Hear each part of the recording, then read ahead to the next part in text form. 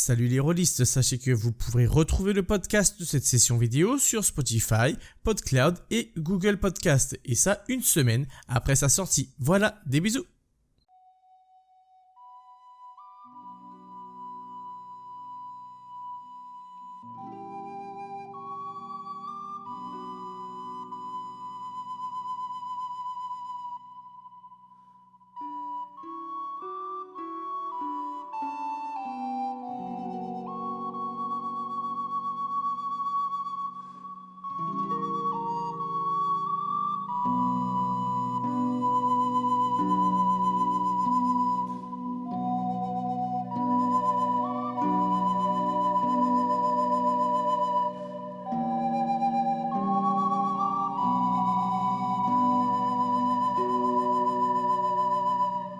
Nous sommes le 28e jour de la première lune atteinte sanguine 1031. Il fait une chaleur épouvantable. Sanguine commence enfin à montrer son véritable visage. Teinte la plus chaude de l'année, s'accompagne de violentes tempêtes, telles que celle dans laquelle que vous trouvez actuellement. Le vent violent vous frappe la peau au-delà de vos vêtements. Vous êtes tous là, faiblement abrités par une petite structure de métal. Concentrés, vous attendez le signal. Une femme sort de la sous-bâtisse. L'auberge que vous connaissez bien dans le quartier de l'Arbre. Il s'agit de Yuna Hob, la tenancière de l'auberge. Après quelques minutes à faire la moue, elle se tourne dans votre direction et vous fait signe. Vous pouvez apercevoir du coin de l'œil, de l'autre côté de la place, une manche de gendarmes dépassée du coin de la rue. Au signal, Hob se tourne et rentre à nouveau dans son bâtiment, et Hugo se lance. Hugo, tu traverses la place d'un pas décidé. Tu le sais, actuellement, personne n'est témoin de ce qui se passe. Et d'ici quelques minutes, toi et ton équipe auront quitté le quartier sans laisser aucune trace, laissant la suite de l'affaire aux gendarmes. Tu arrives au niveau de l'arbre de métal. Tu sors de ton manteau, une très mince boîte de cuivre. Tu es abrité par quelques ornements de l'arbre qui dépassent, ce qui permettra à la feuille de ne pas s'abîmer à cause de la pluie. Après un dernier regard envers tes collègues, tu sors ton poème de la boîte et l'accroches à l'arbre. Tu le relis une dernière fois, fier de ta production, lançant pour toi les prémices d'une guerre des idées par là que tu es prêt à mener. Une fois la feuille déposée, tu rejoins le reste du QG Indigo. Le temps de traverser une deuxième fois cette place que tes vêtements sont tous remplis d'eau. Une fois réunis, vous appliquez le plan à la lettre et vous quittez le quartier par le chemin indiqué. Enfin, le peuple aura une contre-voix à écouter. Enfin, cet affront au ministère de la propagande sera résolu. Une fois au QG, après avoir passé l'habituel rituel de se sécher et de se changer par des vêtements d'intérieur, espérant ne pas trop rapidement devoir remettre ceux qui servent à affronter la tempête, vous vous réunissez autour de votre table. Ceci étant fait, en attendant que le poème amène les conséquences voulues, il ne vous reste plus qu'à vous concentrer sur le reste de vos affaires. Quels sont vos plans et que décidez-vous de faire? Dites-moi, mes chers amis, il est vrai qu'avec mes histoires de famille, je n'ai pas vraiment pu être au fait de ce que vous avez fait pendant mon absence. Du coup, est-ce que vous avez eu des informations importantes ou des choses qui pourraient changer quoi que ce soit? Il est de retour. Il est de retour. Exactement. Et à ces mots, j'ouvre la fameuse petite boîte avec le masque de Il Procedimento et la plaque et je l'amène à Victor. Du coup, je suis en voyant ça, je deviens un peu blême. Vraiment? Vous avez reçu ça quand? Le 23. Et sur la note, c'est écrit quoi? Eh bien, il est marqué « Il vous reste peu de temps, trouvez EB ». EB. Bon, je suppose que vous n'avez pas chômé, que vous avez dû chercher cette EB ou cette EB. Exactement, on a passé toute la journée et tout ce qu'il y a eu entre ce moment-là et aujourd'hui à chercher. On n'a rien trouvé, mais il semblerait que ce soit juste parce qu'on est des imbéciles. Parce que vous êtes des imbéciles. Exactement.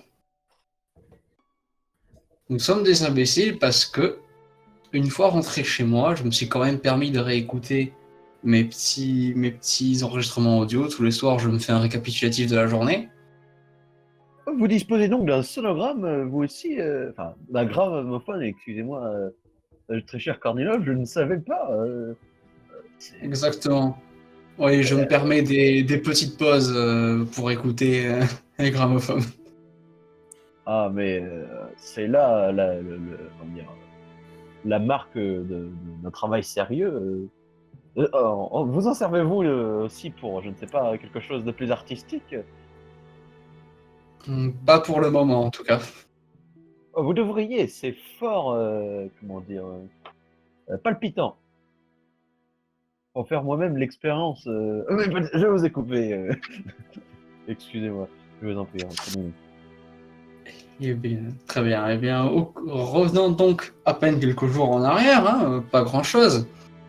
Quelque chose qui aurait pourtant dû nous sauter, nous sauter au visage une fois qu'on a vu EB, parce que c'était quand même assez récent, assez évident. Et pour ainsi dire, on avait même discuté ensemble, et toi-même, Victor, tu m'avais convaincu de ne pas chercher dans cette direction. Il s'agit bien entendu de Elena Baletti. Mhm. Voilà, donc pour rappel, Elena Baletti, la fameuse ancienne Oui, qui a doge, disparu. voilà, qui est mourue de maladie suspecte de la même manière que notre chère Maria, qui était très influente, etc., etc. C'est-à-dire la seule piste qu'on n'a absolument pas fouillée. Et je remercie chacun d'entre vous pour ceci. Bah, disons que il est vrai que on est parti sur d'autres, mais on n'avait pas décidé de ne pas y aller. C'était juste que eh bien on avait mis un ordre et il s'avère que. Mais je persiste quand même à dire que il y a des connexions entre Zanetti et Baletti. De toute manière, on peut pas nier. Donc enquêter sur Zanetti, c'est aussi enquêter quelque part sur Baletti. Eh si. je n'en démordrai pas. Cette fois-ci, mon petit, ah, je sais plus. Je perds le nord, mais mon petit Kornilov. Tu n'auras pas le dernier mot. Je persiste. Bon, si j'aurais pas le dernier mot, alors il procedimento le rat, il vient de nous dire trouver Elena Baletti. Ok, mais alors, comment trouver Facile. Elena Baletti? On va chez elle, enfin la maison de sa famille. C'est un début. Elle ressemble à quoi déjà? Je crois, il me semble qu'on en a vu une description physique. On a eu? Mais est-ce que quelqu'un... Peut-être une J'ai plaque. rien. Je m'en souviens plus. Laissez-moi consulter Non, une je- plaque, très cher Lester. Allez-y, prenez votre temps, Hugo.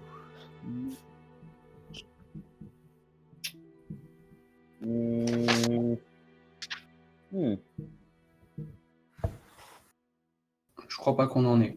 Non, ça ne me saute pas aux yeux. Dommage. Qui sait peut-être si El Procedimento nous demande de la retrouver, c'est qu'elle est toujours ici sous nos yeux, sous une autre identité ou autre.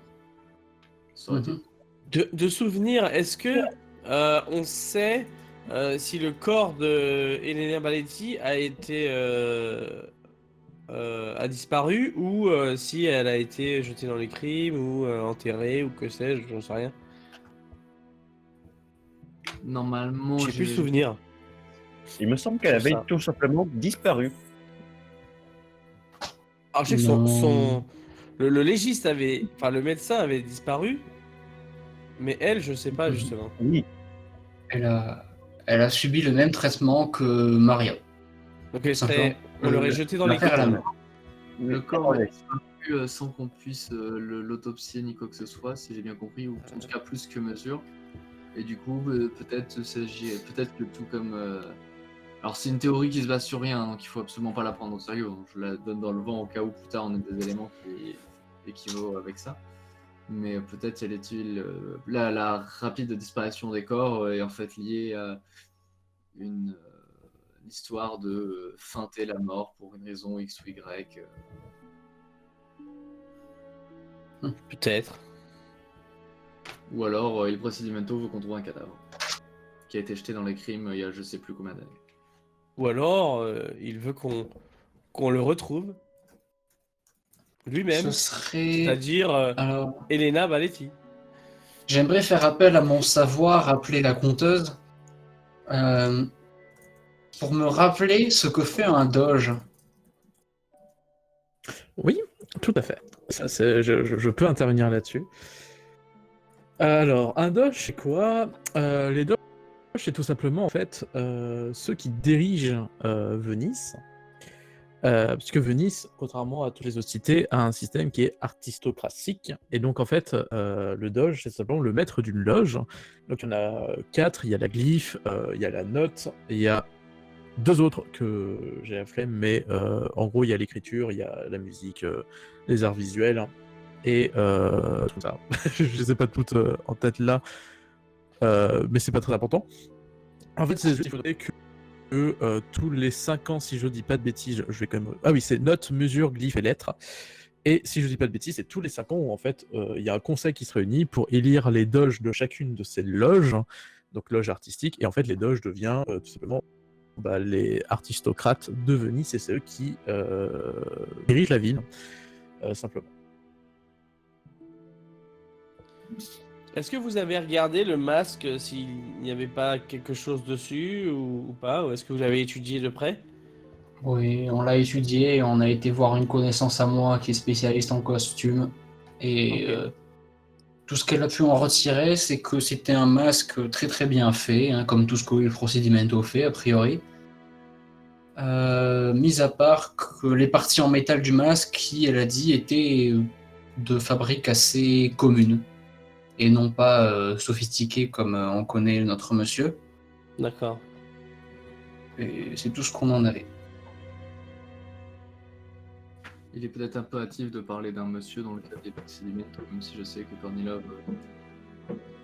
vous avez une théorie déjà bien faite là-dessus. Mhm. Pourrions-nous plus parler d'une chose, comme nous l'a décrit, comme nous l'a suggéré notre supérieur Alceo. C'est bien possible aussi. Donc, ce que je propose, honnêtement, c'est déjà d'aller voir la famille Baletti, ce qui en reste en tout cas, parce que je ne sais pas dans quel état c'est. Et pourquoi pas aussi de se renseigner sur les différents postes que Baletti a eu le long de sa longue vie de carriériste, de ce qu'on en sait, vu qu'elle a multiplié les postes par-ci par-là pour rester dans les hautes sphères. C'est tout un profil, toute une nouvelle personnalité que nous devons apprendre à connaître. C'est vrai. Aussi, même si nous l'avons déjà fait, je suggère que nous mettions à la gêne les personnels des morgues de Venise et que peut-être que certains d'entre eux, ça semble bien étrange, je pense qu'il y a intervention venant de plus haut, mais peut-être pas. Peut-être que tout simplement, le petit personnel se rebecque et je ne sais pas, et souhaite cacher des choses. En tout cas, peut-être moult investigations dans la morgue de Venise concernant toutes ces disparitions aussi rapides de cadavres me semble peut-être une piste à étudier. En effet, je rappelle cependant je suis pas contre, mais je rappelle juste qu'on avait déjà parlé avec des légistes a priori, dont un monsieur Roman Gousso. Non, ça c'est le légiste des métropolites. Enfin oui. Il nous en avait parlé, il avait dit qu'il se mettait un peu il se mettait pour nous à la recherche du légiste qui s'était occupé du corps de Maria. Voilà. Donc on a déjà des mains parmi les légistes qui sont en train de travailler pour nous.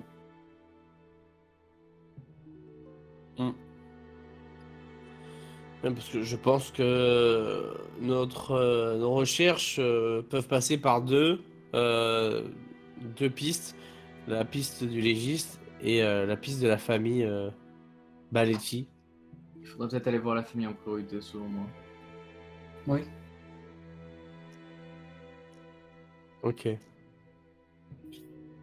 Bah du coup, est-ce qu'on sait où trouver ce qui reste de la famille Valetti, ou il faut que on aille se renseigner chez nos supérieurs, ou qu'on demande à Kornilov de faire appel à sa partie obscure de la force qui rechercherait les choses pour nous? Je n'ai aucune partie obscure de la force, je suis parfaitement honnête sur tous les aspects de ma vie. Non, mais c'est pas toi, c'est pas toi en fait, c'est tes camarades qui sont Ouais, dans le non, côté. je ne vois pas ce dont vous parlez. Et maintenant, la famille Baletti étant une famille a priori qui est quand même assez connue dans l'histoire de la ville, ça ne doit pas être très difficile de trouver ça rapidement, sans avoir à passer par des supérieurs que ce soit. On doit bien connaître un peu. Tout à fait. Tout à fait. Exactement comme vient de dire Korniov, ça reste quand même une famille qui a eu un certain poids, donc vous savez déjà vers où chercher. Et même si vous n'avez pas l'adresse là, en fait, il vous saura faire un petit détour de 5 minutes sur votre trajet pour demander à quelqu'un et qui vous renseigne très rapidement. Ok. Donc, vous allez pouvoir quitter ce QG dans le but d'aller chercher du coup ce qui reste de la maison Baletti. Vous prenez donc vos vélos et vous vous dirigez du coup vers la demeure Baletti. Alors, comme dit, vous devrez faire un petit crochet de 5 minutes pour aller demander tout simplement à l'une des personnes, n'importe quelle métropolite, etc., où se trouve exactement la demeure Baletti, et très rapidement, il y a quelqu'un qui est capable de vous répondre. Vous vous rendez là-bas. La maison Baletti se situe, encore une fois, là où se situe finalement énormément de ce genre de maison. C'est là où vous avez connu la fameuse maison d'Alatilio, votre toute première enquête de la teinte sanguine. Et on va dire dans ce quartier-là, donc le quartier central, hein, encore une fois, là où se trouvent finalement tous les regroupements en fait de Venise, bah, c'est un peu l'inverse, si vous voulez, petit que j'évite d'habitude, mais au moins c'est clair, nous aujourd'hui les centres-villes sont surtout des centres où on va trouver énormément de commerce, etc. Dans les crimes, c'est tout l'inverse, parce qu'encore une fois, les artisans sont tous réunis en savoir dans des quartiers spécifiques, et en fait le centre-ville est souvent quelque chose d'assez bourgeois, en fait, des maisons, des résidences, des trucs comme ça. Bref, c'est juste un petit truc d'urbanisme. Et soit, vous arrivez du coup à la fameuse maison de Baletti. La maison est beaucoup plus classique que la maison des Attilio, qui sortait vraiment du lot avec un grand terrain qui était tout au sommet d'une petite colline. Là, pour le coup, on est vraiment dans les constructions, malgré tout, classiques pour la ville de Venise, où il y a vraiment une énorme structure de métal qui est entourée par d'autres, et la maison Baletti est malgré tout séparée. On sait que c'est des bâtiments, mais voilà, on est on est quand même dans une haute société qui reste quand même malgré tout voilà, un peu moins au-dessus de tout, comme la famille d'Alatillo, pour comparer avec ce que vous connaissez. Bref, vous déposez vos vélos, non, j'allais dire vous les pliez en deux, mais je crois que ça n'a pas encore été créé. Vous les pliez pas, vous les rangez tout simplement. Et non, mais pour moi, Esther avait déjà boosté encore les vélos, mais pas encore. Un jour, elle fera les rangements pliables.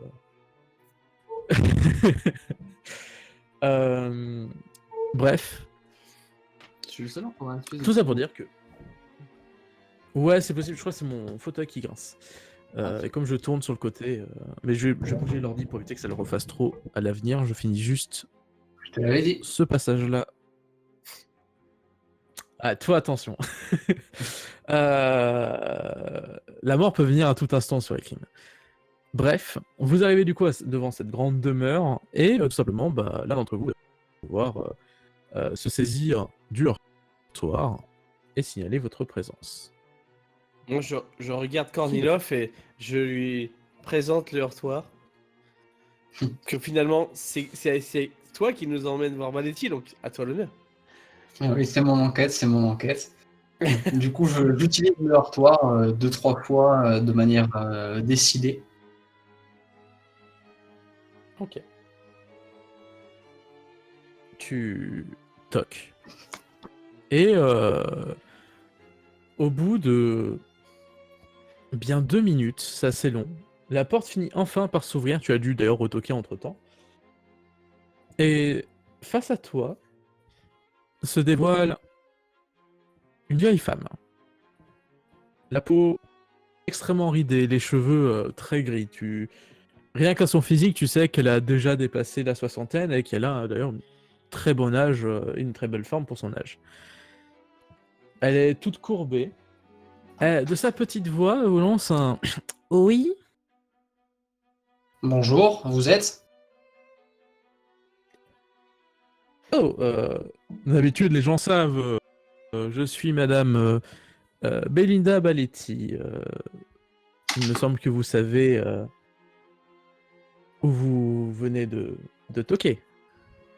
Pardonnez l'impolitesse de mon collègue, Madame Baleatti. Nous nous présentons, nous sommes métropolites et nous souhaiterions vous poser quelques questions si vous vouliez bien nous laisser entrer dans votre demeure. C'est très bien que tu prennes la parole maintenant, Hugo, parce que toi, le nom de Belinda Baletti, c'est un nom que tu connais. Puisque, en fait, Belinda Baletti, c'est une musicienne ayant énormément de renommée à Venise, et même d'ailleurs ailleurs sur la toile. Elle orchestre, elle écrit des morceaux, et tout simplement, c'est comment dire, une artiste qui a vraiment énormément de renommée à Venise, et ce qui explique un peu peut-être la carrière du coup d'Elena. Du coup, de toi, quand tu entends ce nom, tu sais directement à qui tu as affaire, contrairement à tes amis qui ont peut-être une moindre culture artistique qui t'intéresse. Si tu veux dire quelque chose?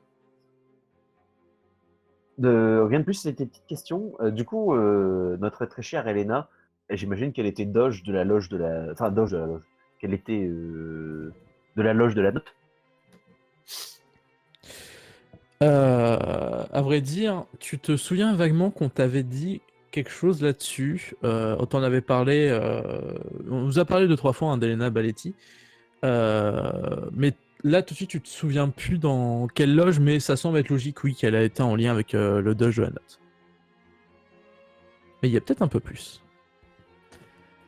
Bref, suite aux invitations d'Hugo, vous voyez qu'elle elle porte un énorme sourire et fait « Oh, bien entendu, rentrez, rentrez !» Et se tourne, vous laissant rentrer, tout simplement. Vous pénétrez dans sa demeure, et vous êtes encore une fois face, pour le coup, comme dans la famille Alceo, à un petit... Alceo, pas du tout, Alceo c'est quelqu'un d'autre, pardon, Attilio, face à un petit décalage, puisque des murs, tout simplement, forment des pièces. Et encore une fois, je rappelle que dans les crimes, ce sont des draps, ce sont on met du tissu pour séparer les pièces, ça fait moins de matériaux et que c'est tout aussi vivable. Mais voilà, il y a des gens qui ont les moyens d'avoir des vraies pièces avec des vrais murs. Et pour le coup, vous êtes dans ce genre de demeure. Donc, à chaque fois que vous rentrez dans ce genre de maison, il y a un petit décalage qui se fait où vous n'êtes pas forcément habitué. Parce que il faut passer par des portes pour passer d'une pièce à l'autre. On ne peut pas juste pousser le drap et rentrer. Et puis, il y a vraiment un découpage. Alors, ça change un peu de vos habitudes. Et vous voyez qu'elle vous mène vers un petit, un petit salon. Euh, un salon avec une énorme baie vitrée qui mène sur un petit jardin privatif, un jardin d'intérieur couvert, une serre dans laquelle sont poussés plusieurs légumes. Elle s'assoit là et au moment qu'elle s'assoit, vous demande à peu près à tous. Souhaitez-vous quelque chose pour vous substanter De l'eau. Ah oui, nous vous remercions de votre libéralité, madame. Nous nous contenterons d'un gobelet d'eau, si vous pouvez. Pour ma Vous- part, vous ne voulez également, pas, je prendrai un petit verre de cristalline, s'il vous plaît. Ah, quoique, après réflexion, je prendrais bien une morose, si vous avez. Mais vous ne voulez pas un peu de café? Je viens d'avoir Oh mon arrivée. Ça serait un plaisir de partager avec vous.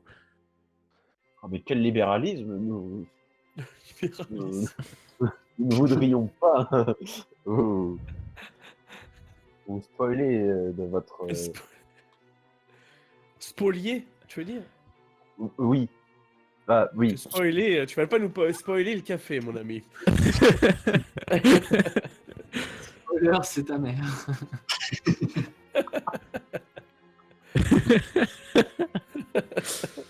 Mais oui, tout à fait. Hugo a raison. Je pense que je me laisserai bien tenter par du café, car effectivement, nous n'avons pas toujours l'occasion de pouvoir goûter à ce breuvage fort délicat. Avec Tu plaisir vois aussi. que, à ces mots, elle saisit sur une petite table de fer qui est à côté d'elle une petite cloche et la fait sonner. Elle vous invite à vous asseoir sur les autres chaises qui parcourent, enfin qui sont dans le salon. Et au bout de quelques secondes, débarque une jeune femme.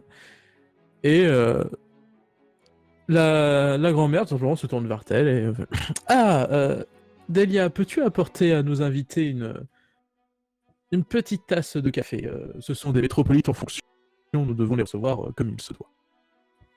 Vous voyez que la jeune femme, qui a, vous direz, facilement la vingtaine, a l'air à peine plus jeune que Esther, pousse un énorme soupir et vous salue tout de même comme il se doit et se dirige du coup en dehors du petit salon. Mhm. Vous êtes assis et la grand-mère vous regarde. Elle a cet énorme sourire vraiment qui est constant sur son visage depuis que vous êtes entré chez elle et finit par demander Bien, que me vaut votre visite? Loin de nous être attirés, nous sommes ici présents, malheureusement, peut-être pour vous poser quelques questions, si vous le voulez bien, au sujet de Elena. Ma foi, je veux bien y répondre du mieux que je peux. Mes très chers collègues, peut-être. Là, je regarde Kornilov. Pouvez-vous nous rappeler les éléments qui se sont passés avant, pendant et après sa disparition? Vous avez sans doute fait cela des centaines de fois, mais je pense que ce serait bien, enfin nous pensons qu'il serait bien de récapituler tout cela une dernière fois, quels que soient les détails, n'hésitez pas, tout peut être intéressant. Oui, avec plaisir. À vrai dire, je l'ai pas tant fait que ça. Il y a d'abord, je ne suis que sa grand-mère, c'est surtout son père qui a été moult fois interrogé et pour être honnête, pendant très peu de temps. Ça m'a même étonné, mais très rapidement, les choses étaient passées. On avait déclaré qu'il n'y avait rien de plus étrange que ça, d'autant plus que elle n'a pas vraiment disparu, elle a été incinérée. Et lors de son décès, quelques doutes ont été émis, mais rapidement, euh, il a été convenu que c'était quelque chose de, ma foi, normal, que les quelques éléments soupçonneux n'étaient pas assez importants pour demander une enquête plus approfondie. Et, à vrai dire, ce qui s'était passé, c'est que ma pauvre Elena est tombée malade quelques lunes auparavant. Euh, Elle avait attrapé une phtisie, alors elle s'est renfermée. Le problème, c'est que vous connaissez, ayant la responsabilité qu'elle avait, elle était obligée d'avoir quand même une certaine présence pour la ville. Mais elle avait fait le choix, du moins durant les dernières semaines, de s'isoler et de affronter la maladie comme elle le pouvait. À vrai dire, même nous, sa famille, avait du mal à la voir. Il me semble que seul son majordome, qui aujourd'hui ne travaille plus pour nous, euh, était en contact avec elle pour tout simplement s'occuper de ses soins, s'occuper d'elle alors qu'elle s'affaiblissait. Comment Mais s'appelle-t-il, sinon, oh, ce majordome? son nom, laissez-moi réfléchir. Je m'en souviens plus, je dois avouer que je n'ai pas toute ma tête. Je... Vous aurez rapidement réponse lorsque vous parlerez avec un autre membre de la famille. Il- Son père, enfin mon fils du coup, euh, s'en souviendra bien mieux que moi. Je suis un peu moins, vous savez, avec l'âge, des détails commencent à me sortir et comme ça remonte à quelques années, je ne connaissais pas plus que ça. Vous savez, moi j'ai toujours évolué sans homme de maison. C'était un choix d'Elena d'en avoir un et du coup je suis que très rarement rentré en contact avec ce monsieur. Et à part lui, nul secrétaire ne l'a accompagné dans son supplice ou c'était son seul contact Hmm, avec le monde. Dans les dernières semaines, oui. Elle s'était, comme je l'ai dit, vraiment renfermée. Elle avait, dans les dernières lunes, un emploi du temps de plus en plus restreint, où elle sortait de moins en moins, et quand elle sortait, c'était vraiment pour une mission définie, et après, elle revenait chez elle. Et voilà comment un peu ça s'est déroulé. Elle a fini par juste être avec ce majordome, qui l'a vu mourir à petit feu, qui s'est occupé tout simplement du médecin, qui s'est occupé d'elle, et ainsi de suite. Donc vous ne l'avez pas vu dépérir. Non, malheureusement, nous aurions aimé être à ses côtés, mais vraiment sur les derniers instants, même nous ne pouvons plus rentrer en contact avec elle. Ah, ah. C'est vrai que c'est, somme toute, assez surprenant. Euh,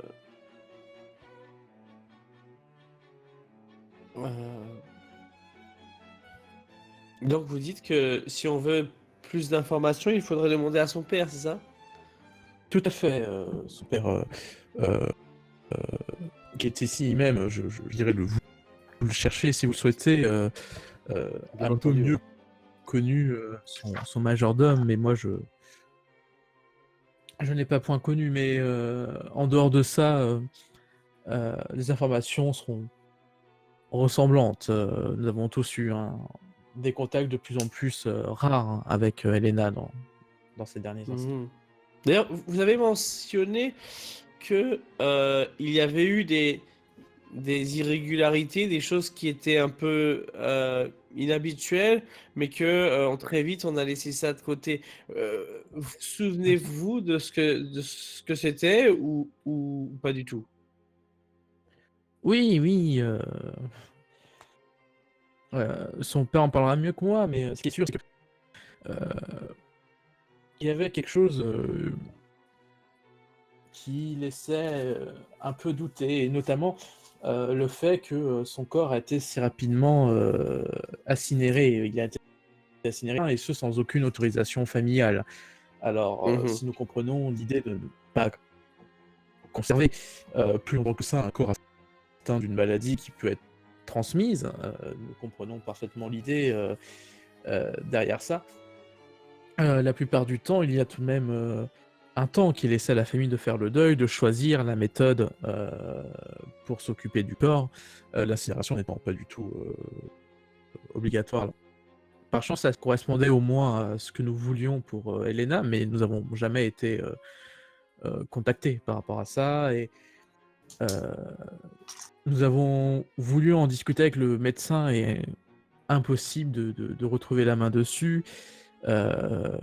En plus, le pauvre majordome, travaillant pour Elena avant tout, est venu travailler quelque temps ici à la maison Baletti, mais très rapidement pris sa retraite, perdant tout simplement la personne qui devait servir. Donc, il y avait vraiment plein de petits éléments comme ça, notamment au côté du médecin, au côté même du fait que nous ne pouvons pas l'avoir, alors que je sais que mon fils en était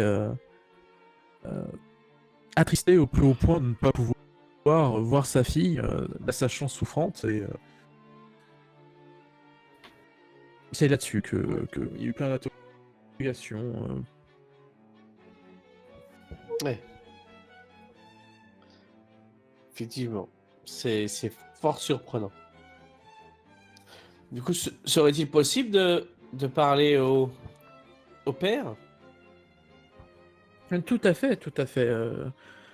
Je m'en vais le chercher, et je vais sonner vis-à-vis de ce café qui tarde trop à mon goût. Vous voyez qu'elle se lève, et que de ses pas un peu lents et faibles,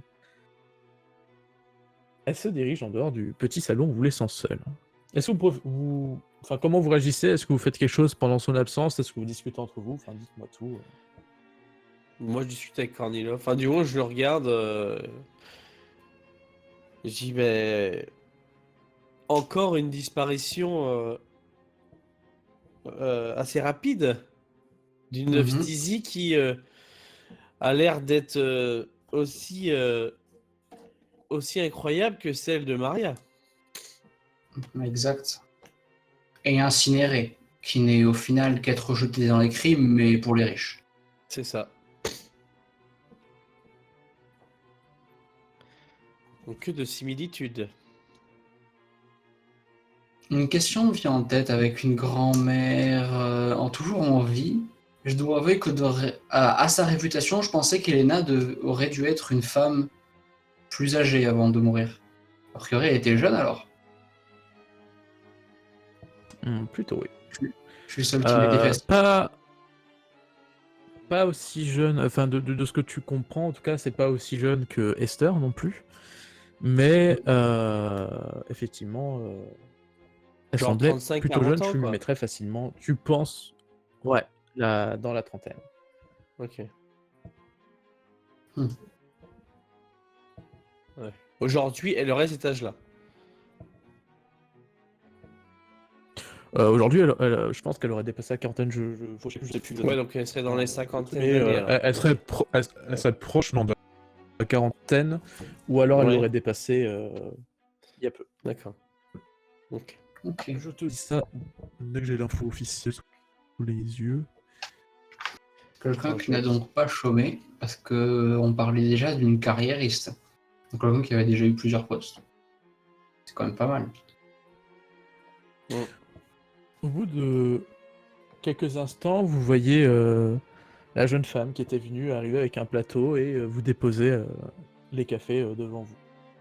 Elle vous salue par pure cordialité et vous prend directement congé sans vouloir rester plus en contact avec vous. Et quelques instants après, sauf si vous voulez rediscuter d'un truc pendant la petite absence, dites-moi si c'est le cas. Ouais.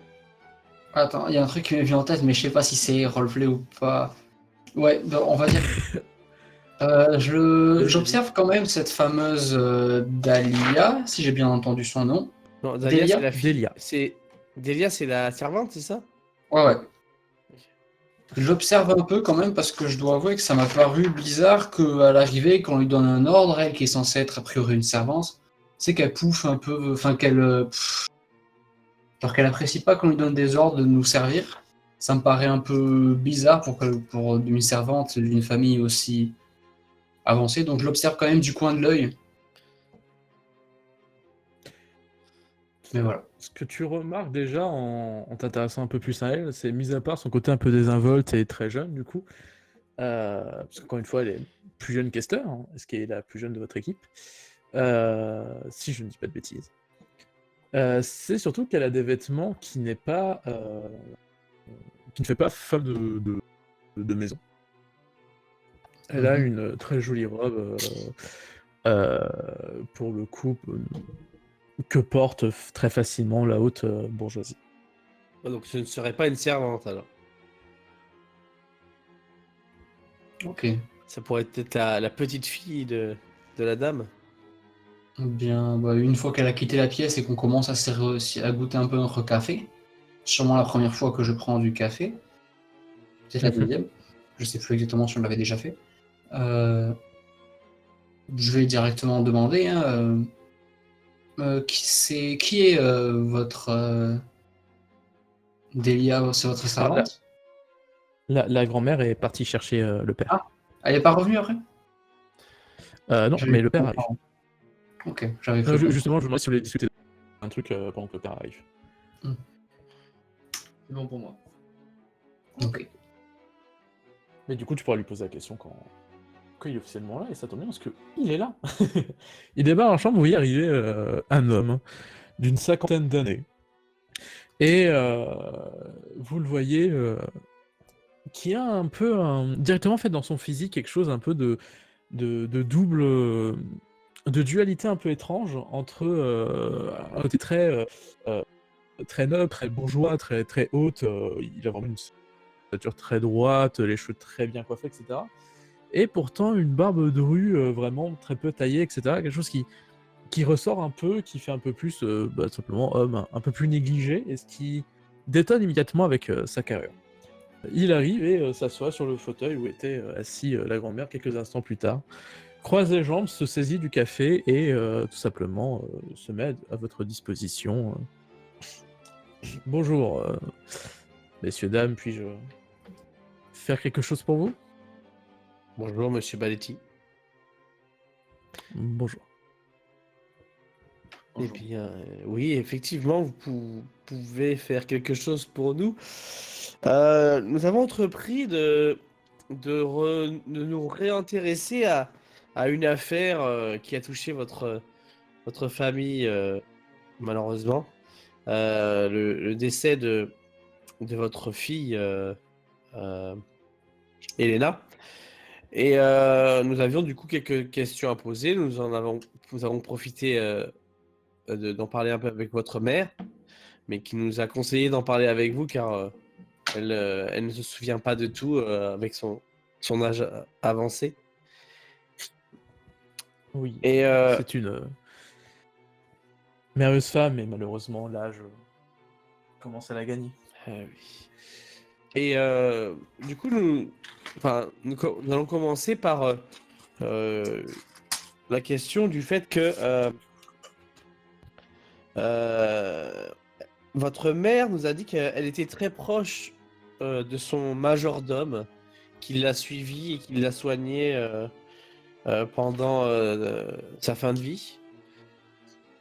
Sauriez-vous nous donner son nom, s'il vous plaît? Pendant qu'il boit de la cristalline. Tout à fait. Non, il boit du café. Une fois qu'il pose sa petite tasse de café, il tout simplement opine de la tête. Tout à fait, il s'agit de Monsieur Baudard. C'était son majordome. Nous l'avons choisi ensemble à l'époque. Baudard. Vodarki. Son prénom. Il faut que ça me revienne.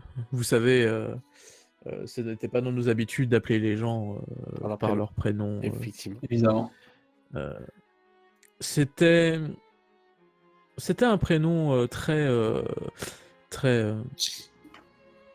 parisien. Je n'ai plus le nom en tête. Quelque chose comme Albert, je crois, mais je ne saurais dire à 100% si c'était bel et bien son prénom. Je suis désolé. Nous l'appelons toujours Monsieur Baudard. Ok. Et vous savez où il serait aujourd'hui ou pas? Monsieur Baudard a pris sa retraite euh, plus ou moins une année après la disparition d'Elena. Et ma foi, je sais qu'il est parti. Il a peut-être trouvé un nouveau maître. Je n'en suis pas sûr. Des rumeurs s'étaient fait entendre qu'il avait euh, rejoint une maison nobiliaire, mais euh, j'en ai jamais eu confirmation et je ne sais pas exactement de qui il s'agit. D'accord. Donc il aurait rejoint une maison. D'accord. Alors, du coup, vous-même, vous n'avez pas pu voir votre fille jusqu'à son décès, et même après. Non, enfin, c'est compliqué, c'est-à-dire que il y a eu quelques lunes qui se sont déroulées entre la déclaration de la maladie et sa disparition. Mhm. Et dans ces quelques lunes, au départ, tout était pour le mieux. Oui, bah, c'est dans les premières lunes, ça a été elle s'isolait du monde, mais nous, faut toujours la voir. Et le plus compliqué était la toute dernière lune où nous avions eu interdiction d'approcher. Interdiction, mais qui vous a interdit de voir votre fille? Je ne saurais dire d'où ça venait, de son médecin, mais est-ce que c'est son médecin qui l'a vraiment ordonné? Est-ce que ça a été amélioré, enfin agrandi, hyperbolé par ma fille, par son majordome, Monsieur Baudard, je ne sais pas, mais ça venait en tout cas de l'intérieur et on devait, pour son soin à elle, ne pas approcher. Je regarde les autres, voir s'ils ont des questions. J'aurais des questions sur le parcours professionnel de votre fille. Elle était connue pour, Oui. pour avoir été par-ci par-là professionnellement, hein, et avoir toujours pu trouver les bonnes places. Est-ce que Vous savez, vous pouvez nous éclaircir un peu plus? tout à fait, tout à fait. Oui, car le cursus norum d'un tel Tout à personne fait. est très sûrement comment dire, pleine de malice et d'autres. Comment dire, pas de malice, excusez-moi, mais c'est un beau parcours. Oui, mais le parcours de ma fille est exemplaire et malheureusement, on peut dire que n'a pas réussi à donner l'exemple aux suites de la famille, mais comment dire, Elena s'est directement intéressée à de multiples arts. Elle a tenu de moi, de ma mère, de ma femme. Aussi, elle excellait pratiquement dans tout ce qu'elle faisait et très rapidement, elle a su se trouver une place dans les loges. Et vous savez que ma fille, grand bonheur pour la famille, a été la seule personne à ce jour qui a été maître de deux doges différentes. Puisqu'elle a été maître de la glyphe pour son premier mandat, et comme nous ne sommes pas censés pouvoir enchaîner, elle a été élue juste après, du coup, maître de la doge de Hanot. Malheureusement, ça a été son dernier mandat, mais ce sont par des conséquences, des conséquences qui dépassent, des circonstances qui dépassent la politique. Vous pensez qu'elle aurait pu être élue doge de la loge de la note, puis de la mesure, puis la glyphe, de la lettre. Évidemment, là, j'ai tout fait. Euh, non, je ne pense pas. Euh, je pense qu'elle aura tout simplement été retournée dans la loge de la glyphe une fois son mandat à la note terminé. Elle n'avait pas tant d'intérêt que ça pour le masque, pour le théâtre. Elle aimait ça, mais elle n'y était pas particulièrement douée, donc elle n'avait pas de place dans la loge en tant que telle, donc elle ne pouvait pas s'y en loge. Mais c'est déjà incroyable d'avoir enchaîné 2 mandats dans l'artistocratie actuelle, donc je pense que 3, elle aurait pu le faire, elle avait un caractère incroyable, mais peut-être que ce n'est qu'illusion.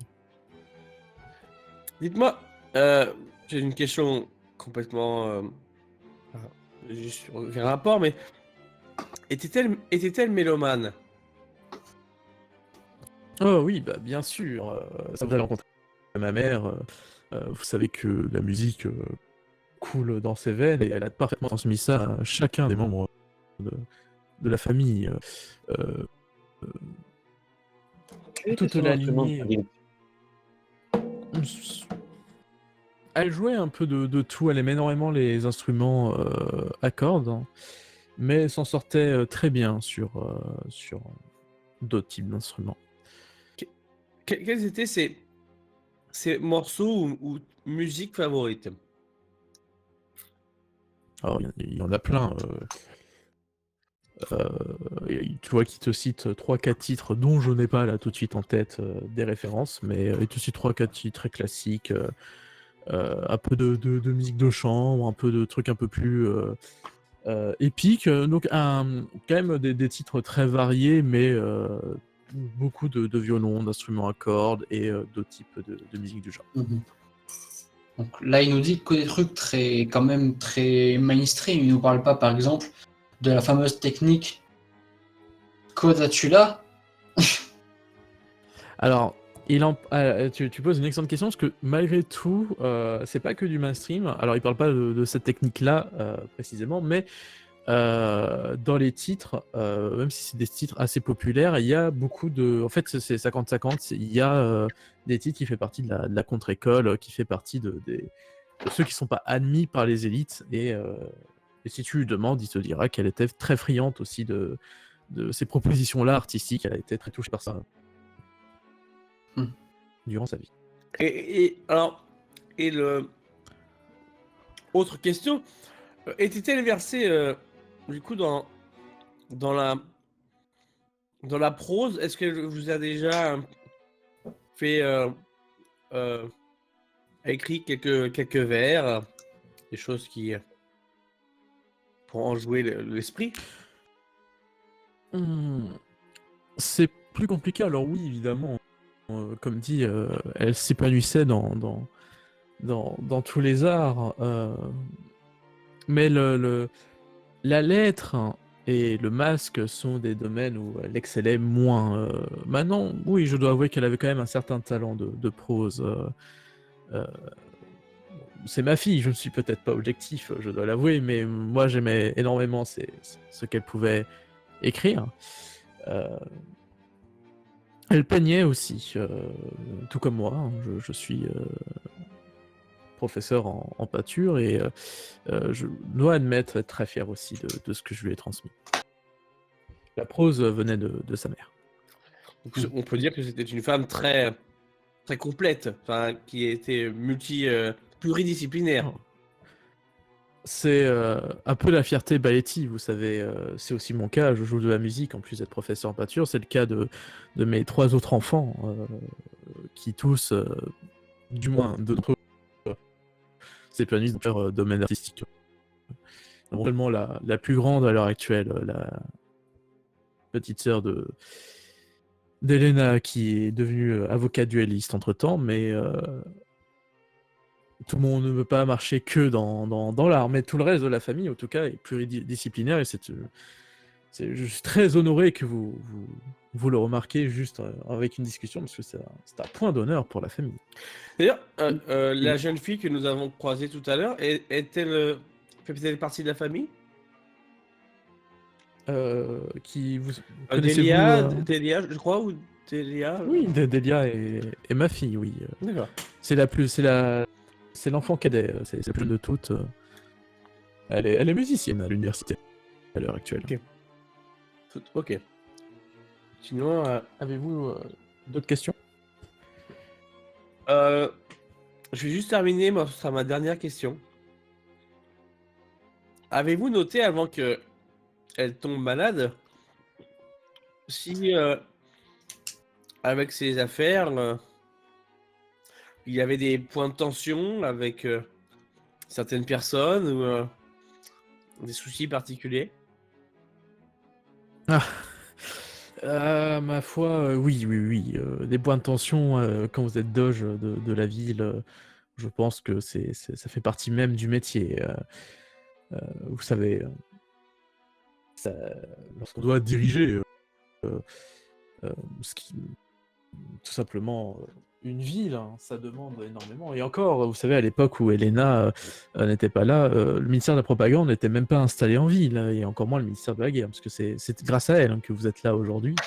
Et je suis heureux de voir que vous fonctionnez particulièrement.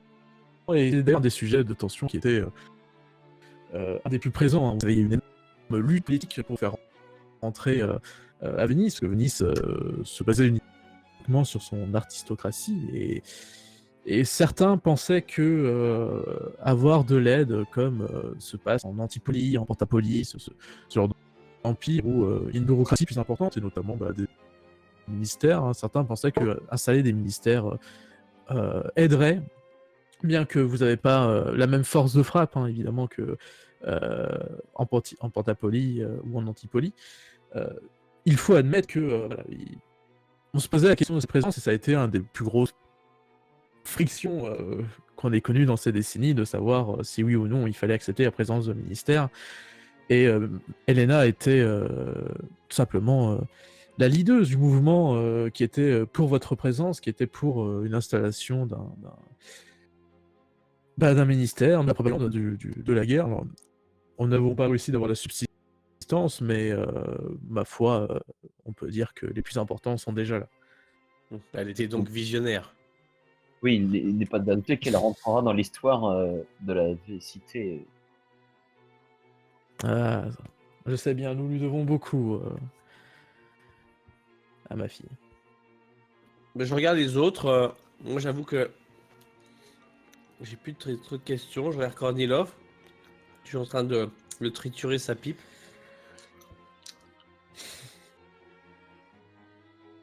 Qui est éteinte, mais il ne l'a pas vue. Eh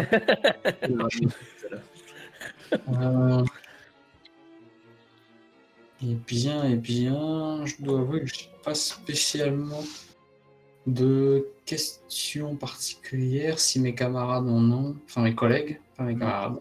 Personnellement. Est-ce que par tout hasard, vous auriez déjà vu ce masque? Non, j'ouvre seulement la boîte parce que je me balade avec. Et juste si ça lui dit quelque chose. Il le met A à son... priori.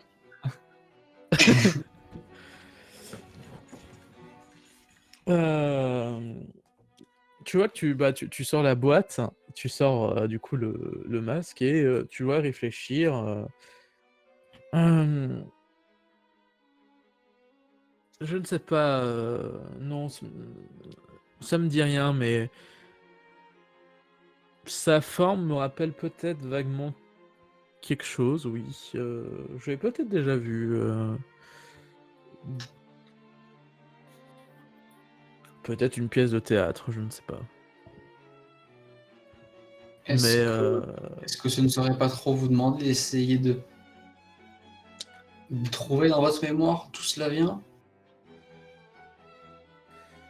D'où cela dit quelque chose. Je vais réfléchir. Honnêtement, pour l'instant, c'est très très lointain comme image. Et encore,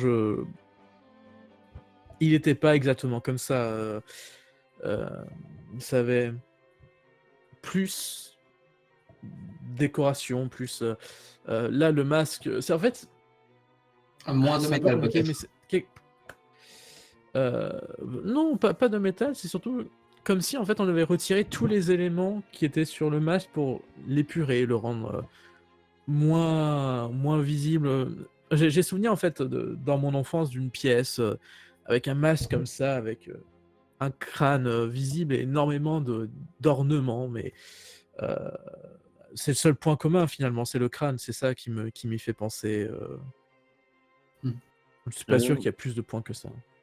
Ça me dit rien. Ouais, ouais, justement, je vais tourner mon regard vers Hugo en mode alors. Je vais écouter. Il s'agit de. Est-ce que ça me dit quelque chose? C'est une excellente question. Et c'est compliqué. Je réfléchis à la question. Et je pense que non. Non. Non. Tu n'as pas la science infuse, Hugo. Ok. Tu es né trop jeune. Hein. Enfin, tu es né trop récemment. Si, c'est juste que je sais, j'ai pas envie de le dire. Tu es né trop jeune. Tu es né trop jeune. Tu- oui, une question par là. Est-ce que dans le lore des crimes, en fonction de différentes cultures, les crânes ont des significations particulières? C'est une excellente question. Il n'y a pas d'énorme d'écart entre l'interprétation des crânes. La plupart du temps, ça renvoie plus ou moins aux mêmes idées, tout simplement au corps humain, à la mort, à plein d'autres choses comme ça. Mais quand il y en a, c'est souvent plus local. Donc ça, c'est sur des traverses qui sont soit un peu isolées, des trucs comme ça. Mais en soi, il y a ce truc sur la toile où même si tous les empires ont une culture qui leur est propre, etc., il y a quand même quelque chose d'assez commun en fait à tous, beaucoup plus que, encore une fois, je fais ces petits parallèles, mais beaucoup plus que dans notre monde à nous, où on peut vraiment avoir des énormes décalages d'une culture à l'autre. Là, ici, c'est plus... sur la toile, il y a quand même une grosse base commune, comme la langue universelle, par exemple, qui a réussi à survivre vraiment sur tous les... sur tous les empires de la toile, où voilà, il y a cette même langue et qu'il y a des infirmes variations. Bah, c'est pareil en fait pour les éléments culturels, c'est-à-dire qu'il peut y avoir des infirmes variations, mais il y a quand même un gros bloc commun. Bien. Avez-vous d'autres questions Pas particulièrement. Si cela ne vous dérange pas, nous apprécierions de savoir s'il y a d'autres Baletti dans cette demeure et si nous pouvons parler avec votre petite dernière Delia. Oui. Vous avez de la chance que tout le monde est là aujourd'hui. Pendant les tempêtes de sanguine, nous avons tendance à nous retrouver à la demeure familiale, histoire de passer du temps enfermés ensemble et pouvoir se retrouver là où tout le reste de l'année, tout le monde va un peu à gauche à droite. Donc oui, ils sont tous là et je vous fais parler à ma fille si vous le souhaitez. Elle est jeune, hein, elle a encore ce côté un peu désinvolte. Ne lui en voulez pas, nous l'avons appris la bienséance, mais la jeunesse passe toujours un peu dans le caractère. On fait des folies quand on est jeune de toute manière. C'est tout à fait vrai, c'est tout à fait C'est vrai. le moment où on regarde Esther. Si vous saviez, me dis-je tout bas. Il y a 4 persos qui d'un coup font « Si vous le savez !»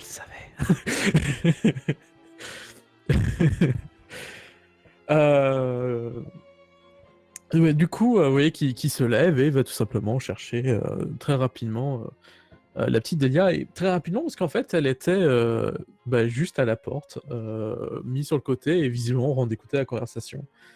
Ouais, le père est un peu surpris, mais pas tant que ça, et tout simplement l'encourage à vous rejoindre. Elle arrive à votre niveau et vous voyez qu'elle reste debout et vous observe un peu avec un regard un peu moins saoulé que d'habitude et un peu plus paniqué, sachant pas trop pourquoi vous voulez lui parler. Oui, monsieur la main levée.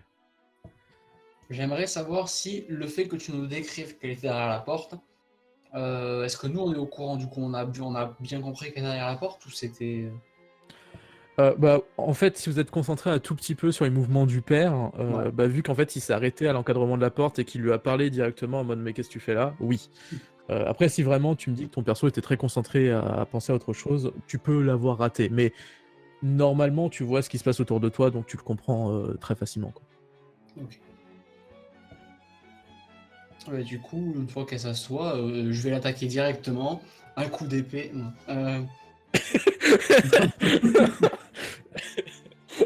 Non, Pardon. je vais quand même l'attaquer directement, mais pas physiquement. Et je vais lui demander tout simplement est-ce que vous avez quelque chose à rajouter aux déclarations de votre père? Non, non. Ma foi, très élogieux et très correct sur ma sœur.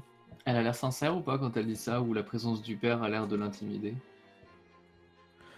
Le père d'ailleurs commence à s'en aller, hein, il surveille pas spécialement, mais malgré tout, euh, c'est un peu particulier. Elle a, tu sais, dans son attention, dans sa façon de comporter, un côté un peu toujours désinvolte, même si beaucoup plus restreint que quand elle s'adressait à sa grand-mère, que là quand elle s'adresse à vous. Il semblerait que l'uniforme l'inquiète un peu plus.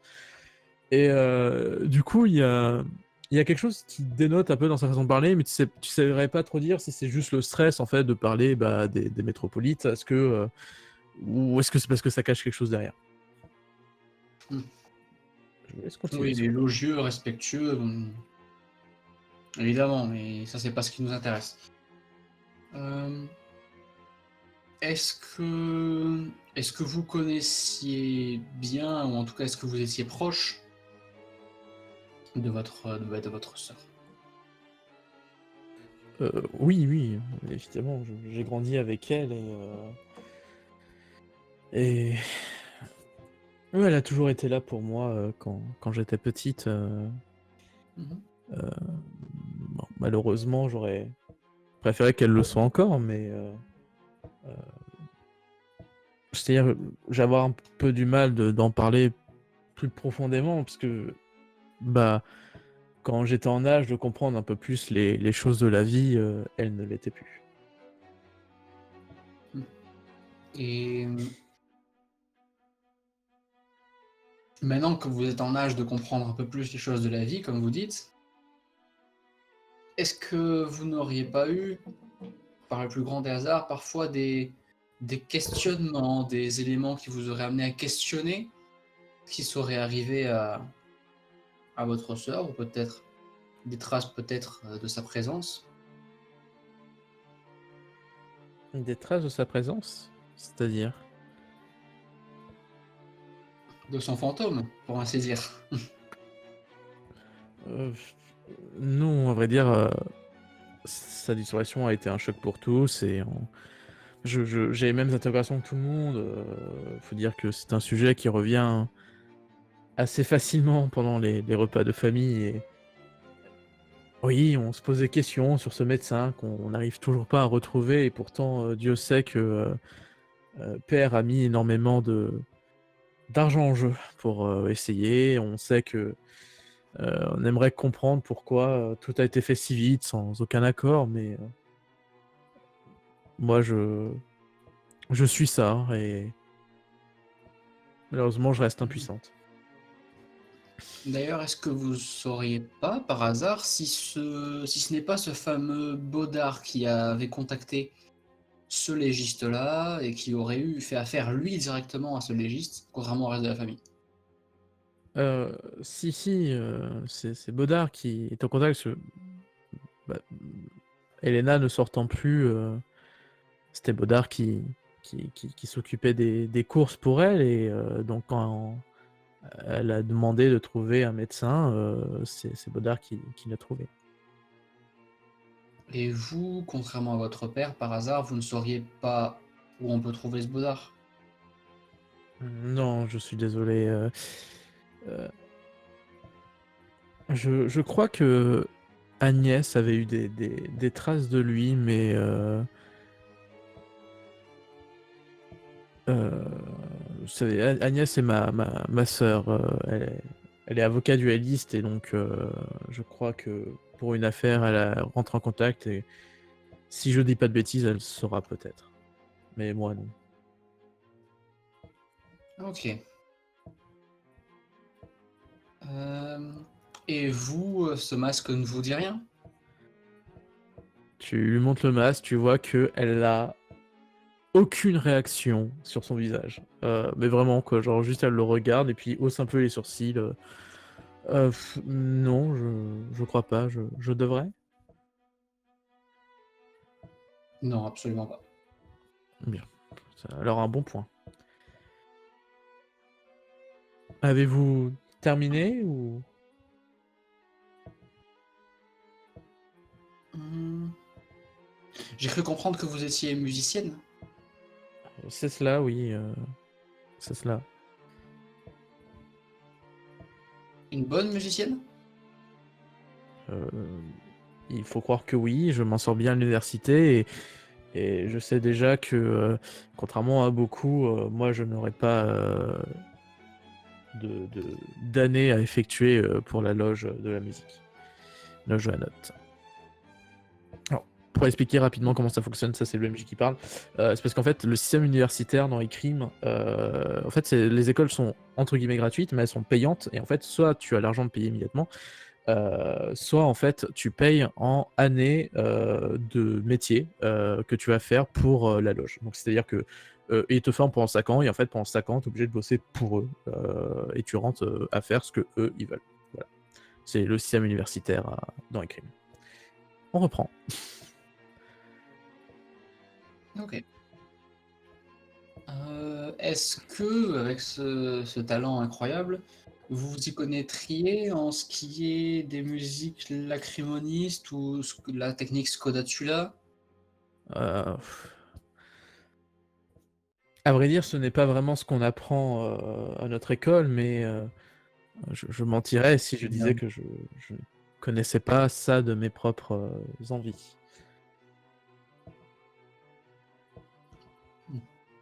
Il y a quelque chose que j'aimerais que vous écoutiez pour nous. Malheureusement, nous ne l'avons pas sur nous actuellement. Est-ce que cela vous dérangerait de venir à tel jour, telle heure, au QG Indigo, Telle adresse.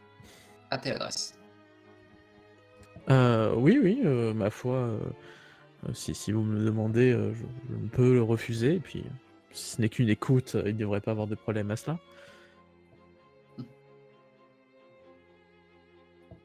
Bien, au plaisir de vous revoir alors. Tout de même. Là, par exemple, Esther, tu Maintenant, détectes que on son va tout aller de même voir- n'était pas du tout sincère. D'accord. Je dis rien pour pas vexer Kornilov.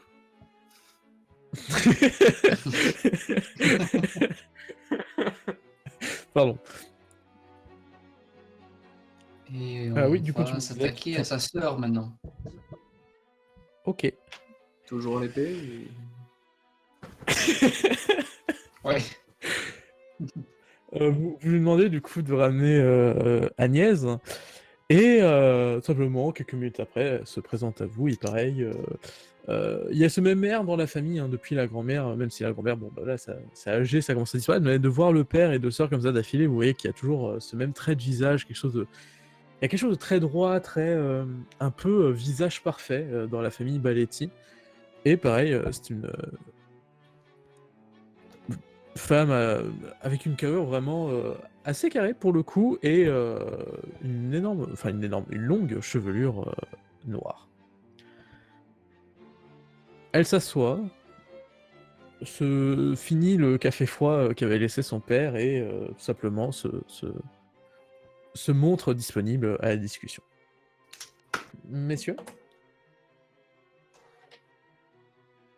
Bonjour, enchanté.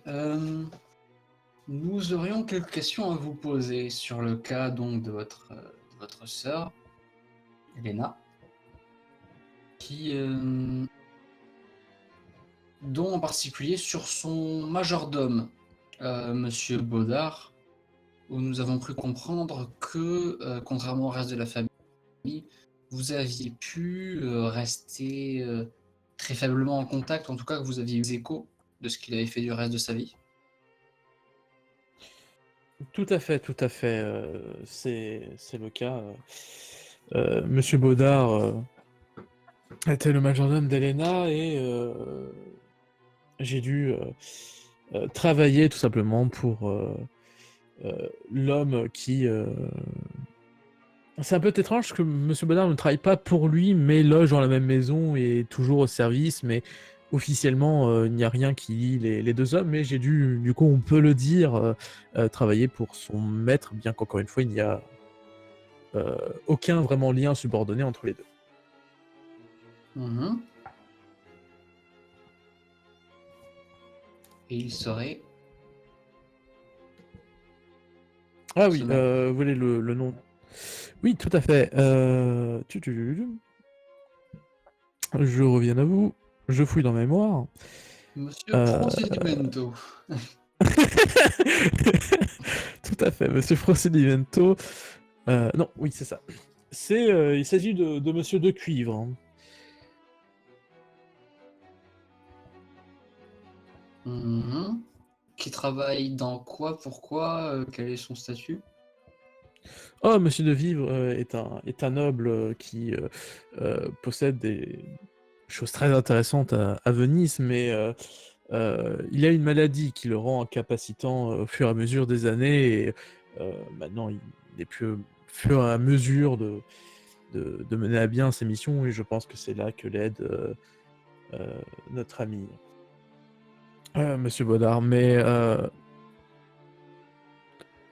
en dehors de ça, vous pourrez aller le voir de vos propres yeux, mais malheureusement, il n'est plus vraiment très actif, et nous pensons qu'il mais c'est maintenant peu de temps avant qu'il finisse dans les crimes. Très bien, très bien. Est-ce que vous auriez, par le plus grand des hasards, des remarques, des questionnements sur ce qui est arrivé à votre sœur, sur peut-être... vous avez peut-être des choses à avancer?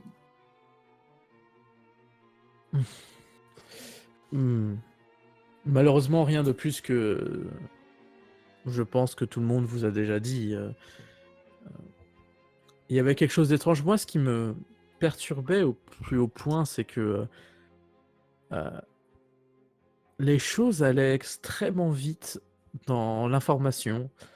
Mais à un point, la ville était au courant de l'état de ma sœur avant même nous, à l'époque. Et c'est quelque chose qui faisait beaucoup souffrir notre père. Et c'est quelque chose qu'on n'a jamais réussi à expliquer de pourquoi toute la ville parlait de l'état d'Elena avant que même nous sachions ce qu'il en était. Effectivement, c'est plutôt regrettable et troublant. Oui, merci. Juste une question, comme ça après.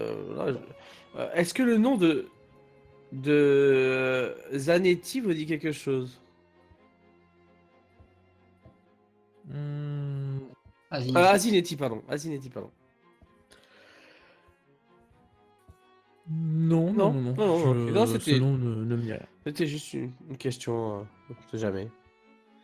De mon côté, Et je qu'en sais est-il pas. Oh, vas-y. qu'en est-il de Rudolf Klimt, le baron de la condamne de la photographie? Je ne l'ai jamais rencontré personnellement. Je connais juste de réputation. Je sais qui gère le concern de la photographie, comme vous venez de le dire, mais je n'ai jamais eu de contact avec ce monsieur. Personne ici n'en a eu? À votre connaissance?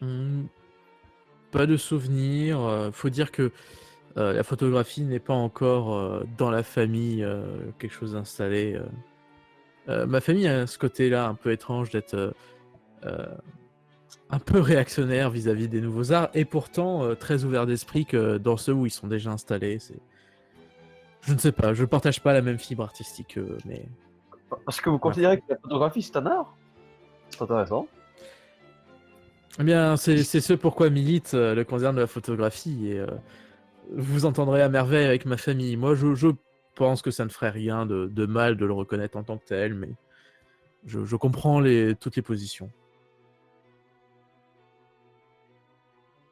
Très bien. Je ne pense pas avoir plus de questions que ça.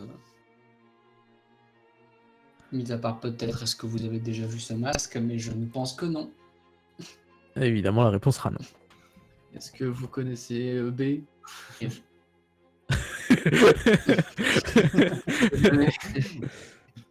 Eh bien alors, si mes collègues n'ont pas plus de pistes que ça, je pense qu'on en a peut-être terminé avec les Baletti pour le moment. Je suis d'accord. Très bien. Eh bien, vous voyez que elle se lève et tout simplement, avant de partir, vous demande si vous souhaitez voir son frère, le dernier de la famille, et si vous pensez en avoir terminé, vous pouvez répondre juste non, et elle vous l'accorde, et disant qu'il restera disponible si besoin. Il a quel âge et il fait quoi? Ça passe en Alors, interrogatoire. il a 12 ans et il est doge. Quoi? Non, il a 23 ans et c'est un acteur de théâtre. Oh, je veux le voir.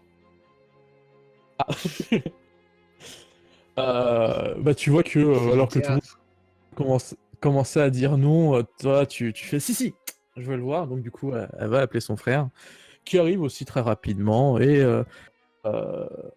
pour le coup voilà, le portrait craché de son père, là, sans le côté un peu délaissé de cette barbe-drue, etc., mais juste vraiment bien coiffé, quelqu'un de bien taillé, toujours un visage un peu trop parfait, et qui s'approche de vous, vous salue tous un à un, et puis sans même s'asseoir, vous demande quelle est la raison pour laquelle vous voulez lui parler. Vous êtes dans le théâtre, n'est-ce pas? Bien ma foi, oui, c'est cela. Est-ce que Et vous êtes comédienne ou ce plutôt- masque de théâtre vous dit quelque chose? Vous occupez pas de mon... Il fait de la parlotte.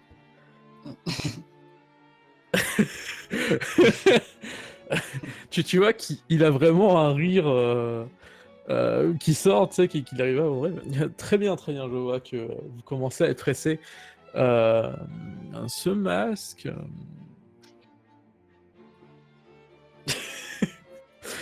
laissez-moi réfléchir. Je ne crois pas en état, en tout cas, mais Peut-être avec je plus pourrais, si vous d'ornements, voulez... des couleurs, des... Ah. Oh oui, peut-être une vieillerie que j'ai déjà vu traîner, mais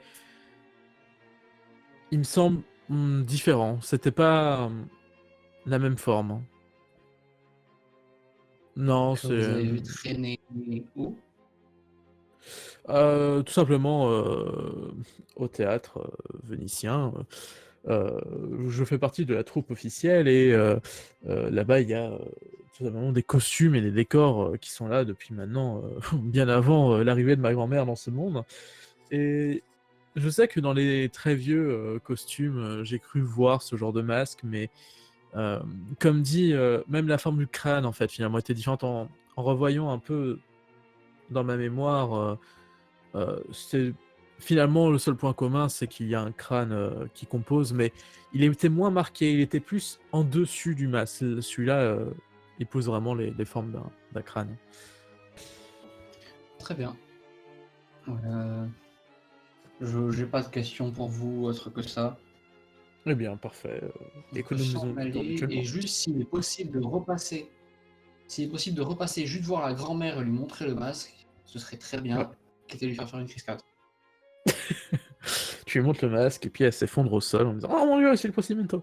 Non. Honnêtement, quand tu vas le revoir, tu vas lui montrer le masque et la même chose. Elle, ce masque ne lui dit rien, mais bon, elle a Ah, ce truc, non, ça ne lui parle pas. D'accord. Et ben on se casse. Très bien. Vous décidez de partir. Et je vais vous poser du coup la simple question. Que comptez-vous faire? Sachant que vous passez quand même une bonne demi-journée en gros à la famille, sur le temps de discuter avec tout le monde, etc. Ça a pris un certain temps. Et du coup, la question c'est simplement que décidez-vous de faire en sortant de là? Est-ce que vous avez un plan? Est-ce que vous voulez juste discuter? Dites-moi tout. Ah, clairement, il faut retrouver le majordome, quoi. Et C'est donc, la... l'avocat du lit. C'est ça, hein, c'est Baudard. Hein. Faut qu'on trouve Agnès. Quoi? Pourquoi Agnès? On vient de lui parler. Ah merde. Oui, non, vous avez raison. Je suis con. Non, faut qu'on trouve ce Baudard d'une manière ou d'une autre. Ouais. Donc c'est moi qui Pour trouver ce Baudard, il faut qu'on trouve le monsieur de cuivre. Qu'ils vivent ensemble. Ouais. On sait déjà que c'est en ville. On n'a pas besoin de... Ouais. Alors, moi, ce que je vous propose de faire, c'est que vous allez vous en occuper. C'est votre affaire maintenant. Non, je reviens après. J'ai peut-être juste un petit tour à faire quelque part pendant que vous cherchez où se trouve ce monsieur de cuivre. Ce monsieur de cuivre. Ouais, oui. Pour vous rappeler, donc, on nous a appris que monsieur de cuivre, qui est donc un vieux noble incapable de bouger plus que ça et qui attend de mourir, a engagé, pas de manière officielle, mais plus ou moins, notre monsieur Baudard comme serviteur, enfin comme aide, comme auxiliaire de vie. Ils vivent ensemble à présent. Ok, alors moi ce que je vais faire, C'est ce qu'on nous a dit. c'est que je vais pour cela aller à la rencontre d'une amie, du coup, qui sera peut-être me renseigner, vu que elle nous en doit une, euh, puisque ce n'est autre que Erwana, vu qu'elle fait partie des maisons d'Elatilio. Tu sais, la demoiselle qu'on a aidée, que ça t'a fait plaisir. Ouais. Ouais. Et je vais essayer de voir avec elle si elle aurait pas des renseignements sur ce monsieur. Ok. Pour ce faire, j'ai envie de savoir du coup, Korniov, ce que tu as envie de faire pour savoir comment je traite l'ordre des informations. Eh bien, moi, je veux aller voir quelqu'un. Je ne sais pas si je dois aller vers. Je dirais directement Oleg, mais ouais, j'irais bien voir mon compagnon Oleg pour aller lui demander un peu des questions sur des en rapport avec certaines activités que son groupe pratique. Ok. On va commencer du coup par le groupe qui va aller voir Erwan. Si mes souvenirs des prénoms est bon. C'est ça. Ok, parfait. Ouais, est-ce que les autres Ok. viennent avec moi? Parce que j'ai dit que j'y allais, mais Ah oui. est-ce que C'est vrai, Hugo d'ailleurs. et Esther, vous venez avec moi? Non, carrément. Ok. Après, c'est vrai que si jamais ta piste soit bonne, autant que tout ne soit qu'inverse. Vous vous dirigez du coup vers la maison d'Elatilio, la fameuse maison qui, je rappelle, est construite sur la toute première construction qui a construit Venise au fur et à mesure des années. Donc, en plus de ça, qui a le mérite d'avoir un jardin à elle, enfin vraiment quelque chose qui sort de l'ordinaire, mais comme jamais. C'est-à-dire que, encore une fois, hein, là on va pouvoir recomparer, mais quand vous arrivez devant cette énorme maison, vous avez l'impression de voir quelque chose en fait qui sort d'un temps que vous n'avez jamais connu, comparé à la maison, par exemple, des Baletti, qui reste quelque chose de très moderne. Bref, vous y rendez, vous sonnez. Vous arrivez dans la demeure, vous remarquez que cette fois le jardin d'ailleurs n'est pas fermé par les énormes grilles comme la première fois. Vous pouvez donc directement vous rendre à la maison. À la maison, vous toquez grâce au hortoir et quelqu'un vient vous ouvrir la porte. Cette personne, vous la reconnaissez à ses cheveux roux, à sa très petite taille, parce qu'il s'agit, pardon, excusez-moi, d'Eléa, la fille d'Erwana pour rappel. Elle ouvre la porte et quand elle vous voit, vous voyez qu'elle vous fait un énorme sourire. Oh, vous êtes les métropolites de la dernière fois, bonjour. Bonjour Eléa, comment vas-tu? Ça va, merci. Bon, tu as été sage depuis qu'on est parti? J'espère. Très très sage.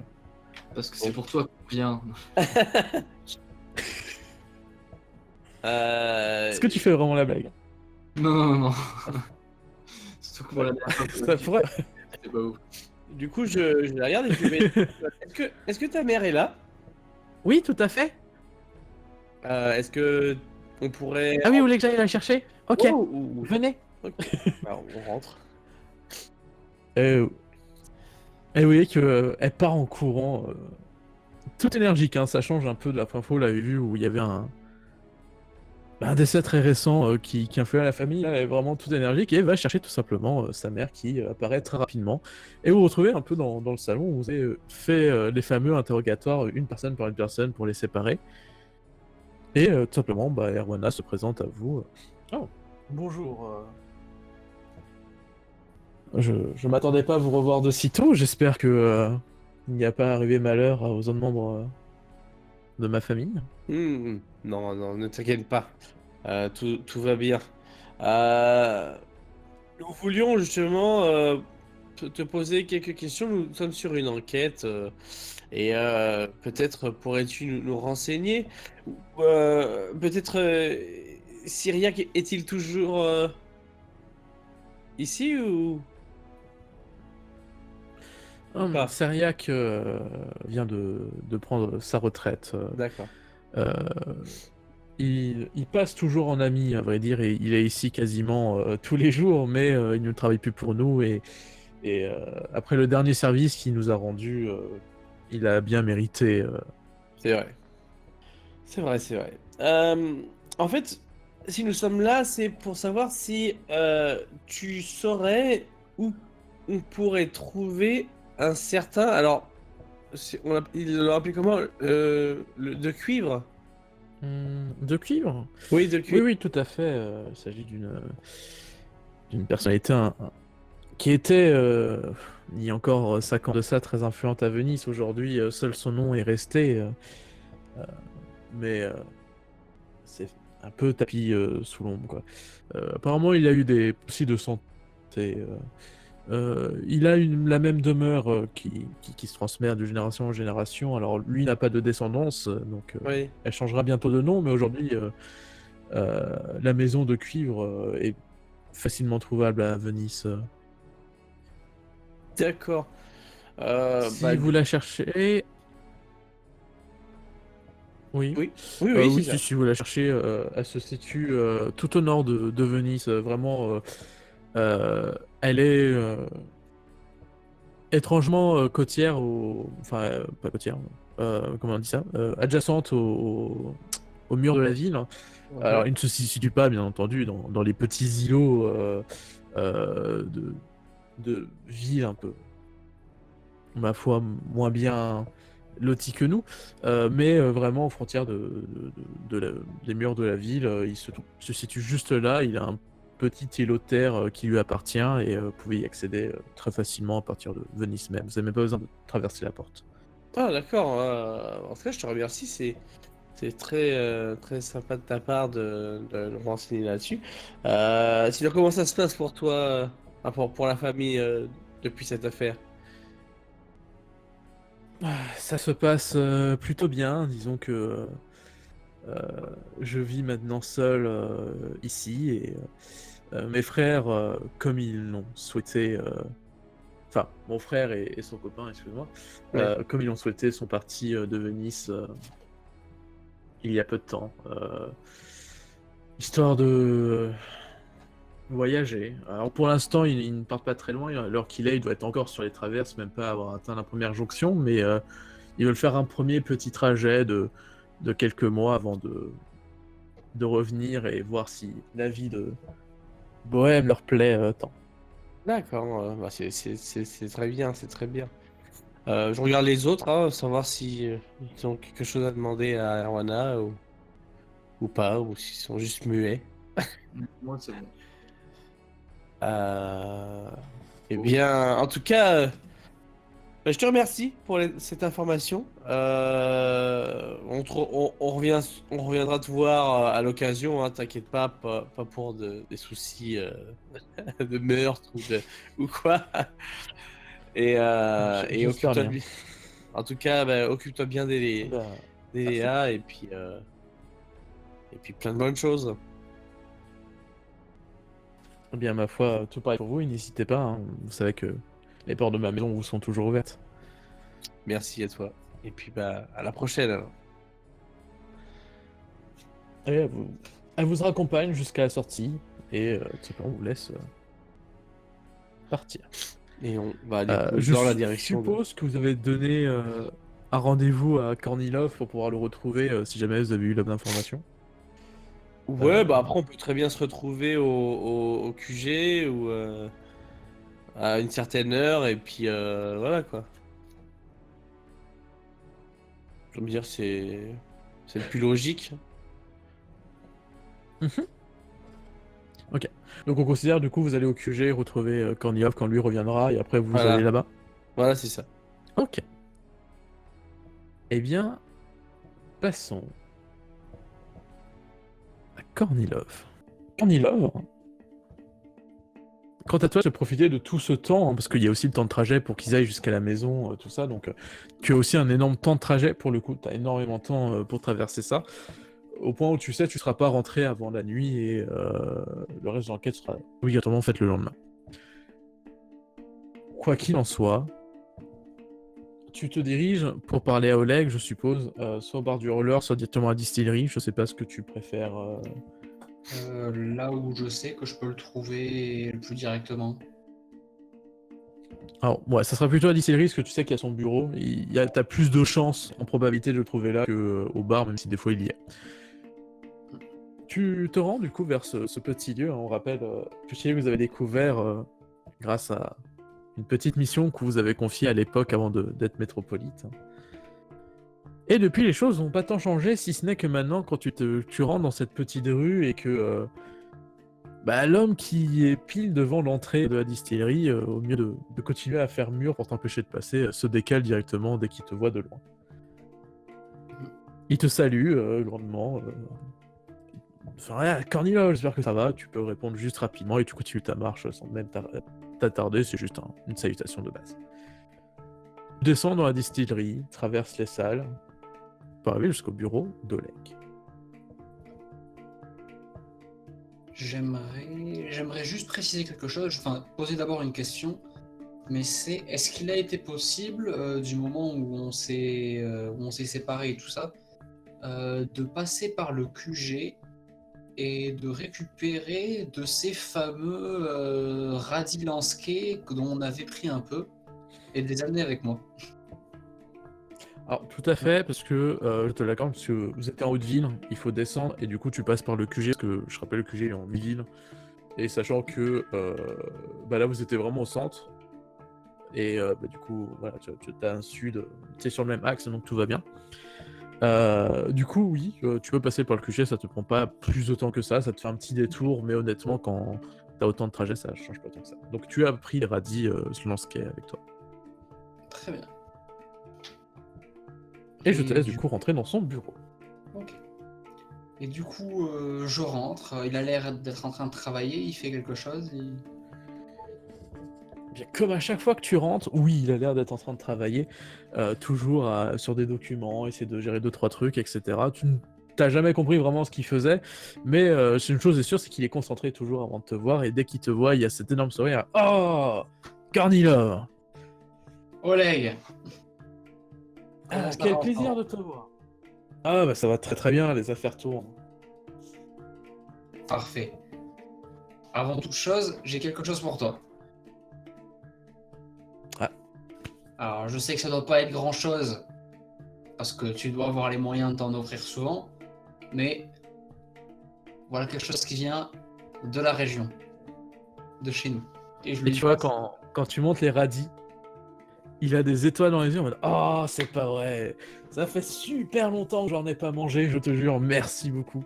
Ah ouais, assis-toi, je te sers à boire. J'obéis, bien entendu. Il sort de verre, il les verre, il les sert vraiment à ras-bord et il pose les radis sur le côté de son bureau, tout content de lui. Tu vois qu'il est sincèrement touché. Ah, yes. Alors, Corniov, qu'est-ce qui t'amène? Je vais pas te mentir, je dois t'avouer que j'ai. Si tu pouvais m'aider sur quelque chose, juste en me donnant quelques informations, pas besoin d'aller chercher par-ci par-là. Mais j'aurais des questions sur.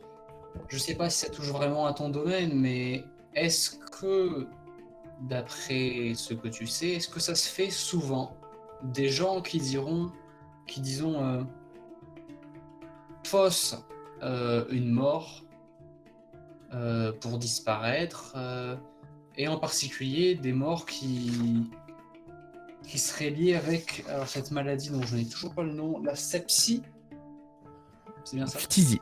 La phtisie. Bien, euh,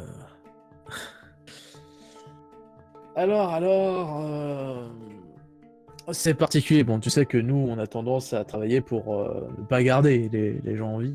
Oui. Après, on va pas se mentir, c'est un métier qui est toujours euh, pas aussi, enfin, un peu injustement mal vu, étant donné que euh, nous tuons que des gens qui ont cette culpabilité dans les yeux au moment de passer à l'acte. Comme on dit souvent, si le ministère nous en voudrait vraiment, ça ferait bien longtemps qu'ils auraient réussi à nous trouver. Ça les arrange un peu qu'on retire quelques éléments dérangeants de la société. Quoi qu'il en soit, pour répondre à ta question, ça nous est déjà arrivé de travailler en collaboration pour une ou deux personnes qui essayent de disparaître et qui passent notamment par ça, par tromper la mort. Mais honnêtement, c'est assez rare et en vrai, c'est même pas si utile que ça. Hein. La plupart du temps, les gens qui le demandent sont des gens qui ont vraiment euh,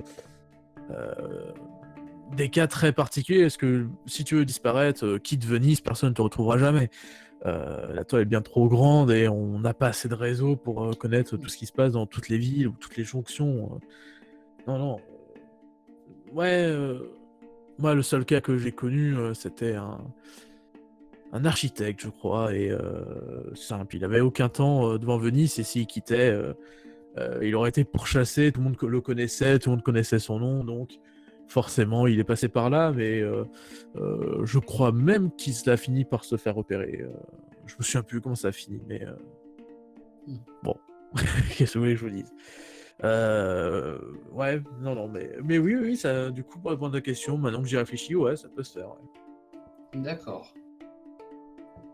Ce qui m'intéresserait surtout, c'est avec le cas de la phtisie. Est-ce que tu connaîtrais pas, toi ou un de tes contacts vraiment engagés, employés, je sais pas, un poison ou un produit qui pourrait simuler ce genre de maladie-là? Je suis pas expert là-dedans, je pourrais te donner un mes subalternes qui est spécialisé au poison, mais moi en tout cas ça me parle pas. Ok. Non plus je comprends pas pourquoi simuler la phtisie qui est une maladie vraiment pour le coup particulière, alors qu'il y a d'autres maladies mortelles qui seraient plus faciles à simuler qu'une maladie qui a des symptômes physiques, ce genre de choses. Oui. Et je suis dans une Mais histoire assez particulière, je dois l'avouer. comme d'habitude, Cornelia, je crois que je t'ai jamais connu sans être dans une histoire particulière. Bon, eh bien, en effet, ouais. Si tu peux me mettre en contact donc avec ce gars-là, ça Bien m'arrange. sûr, bien sûr. cherches Lucy. Tu la trouveras facilement dans la ville. Pour la trouver, tu as plusieurs méthodes. Elle travaille énormément dans les barrageux. Si jamais, sinon, va au bar du hurleur, on te donnera sa position quasiment en direct, sauf si elle se met à bouger. D'accord.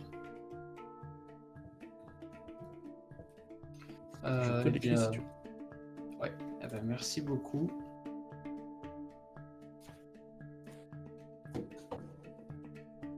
Pour avoir location. Eh ben, merci beaucoup et quand tu me connais, je suis un peu pressé. Je le sais bien, Kornilov, comme d'habitude. Mais la prochaine fois qu'on se retrouve, je te promets que ce que je t'offrirai sera cuisiné par moi. Et je peux te dire que je m'y connais plus. Ah. Ouais, de toute façon, honnêtement, je vais pas te mentir, je pense que la prochaine fois, c'est peut-être moi qui finira par demander un service.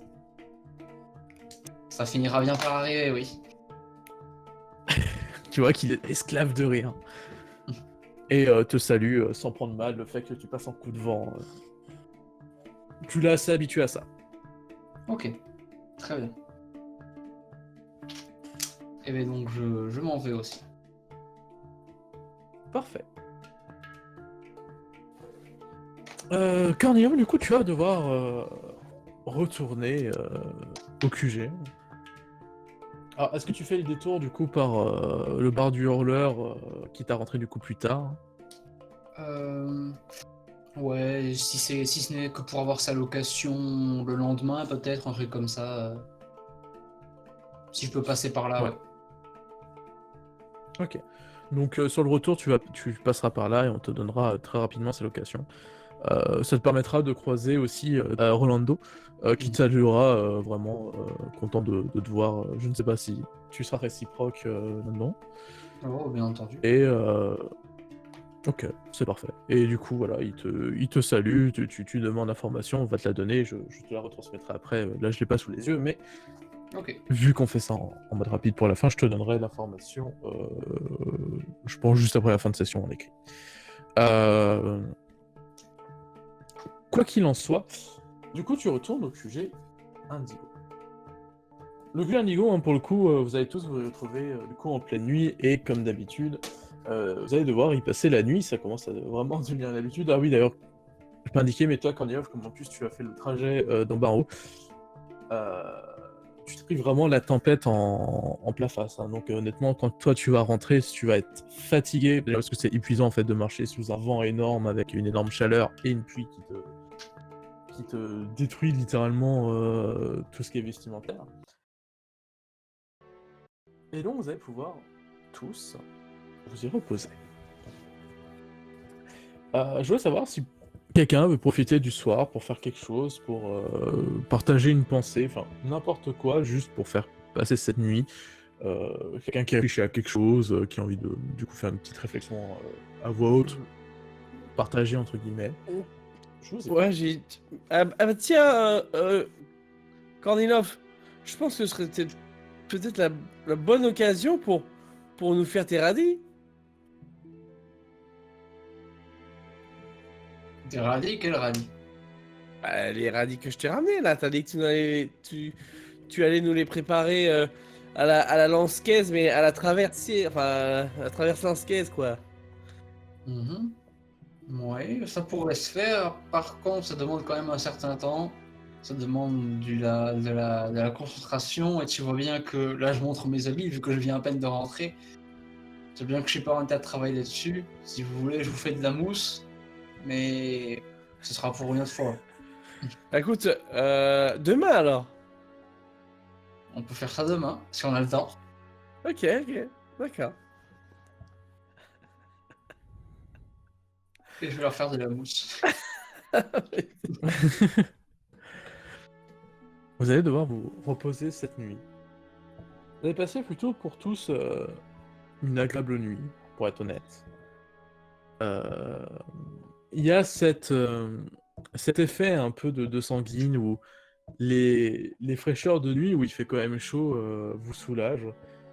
D'ailleurs, honnêtement, je pense que vous dormez vraiment la porte ouverte. Hein. Vous êtes de toute façon au 8e étage, si mes souvenirs sont bons, ou si c'est pas le 8e, c'est le 7e, parce que vous êtes en 3 étages. Donc bon, je veux dire, si quelqu'un veut venir chez vous, vous l'entendrez arriver. D'autant plus que pour l'instant, la seule effraction qui a eu lieu, c'est quand vous n'étiez pas là. Même si, il faut s'y habituer, mais c'est vrai qu'en sanguine, on a tendance à dormir à la fenêtre ouverte, déjà parce que la pluie a tendance à ne pas rentrer, parce qu'elle tombe juste au niveau du seuil de la porte, et que ça fait un courant d'air qui permet de s'endormir agréablement, là où sinon vous mourrez de chaud toute la nuit. Le lendemain donc, au réveil, après un petit déjeuner, une jolie mousse cuisinée par Kornilov comme promis la veille, vous vous préparez du coup à trouver du coup la maison de ce monsieur de cuivre.